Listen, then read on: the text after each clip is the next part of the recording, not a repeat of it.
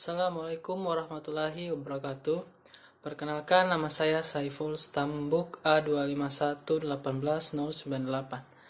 Di sini saya akan mempresentasikan materi dengan judul Mikroba dan Kultur Fermentasi.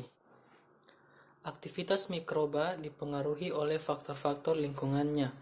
Perubahan lingkungan dapat mengakibatkan perubahan sifat morfologi dan sifat fisiologi mikroba. Beberapa kelompok mikroba sangat resisten terhadap perubahan faktor lingkungan.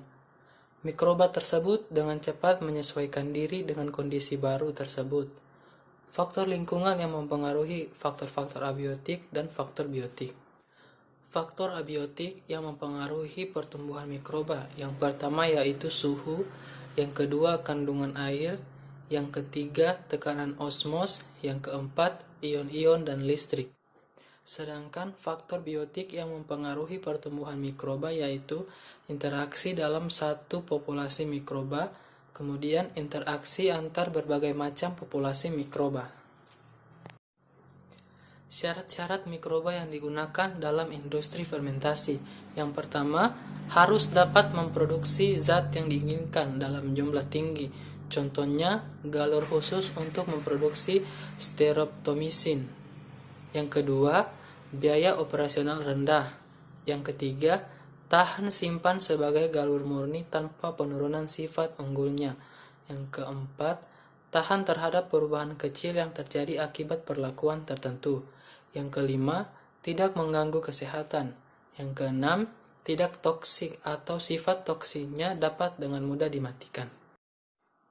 Kemudian, mikroba yang banyak digunakan dalam proses fermentasi yaitu ada 3. Yang pertama bakteri, yang kedua kapang, yang ketiga hamir.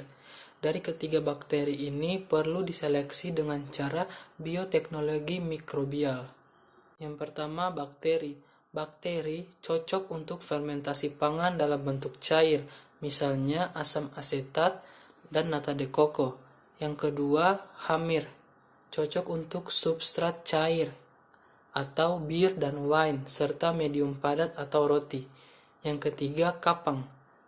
Cocok untuk mematangkan keju, menghasilkan asam organik, enzim-enzim, membuat berbagai produk seperti tauco, tempe, dan kecap. Demikian pemaparan materi dari saya. Saya ucapkan terima kasih. Assalamualaikum warahmatullahi wabarakatuh.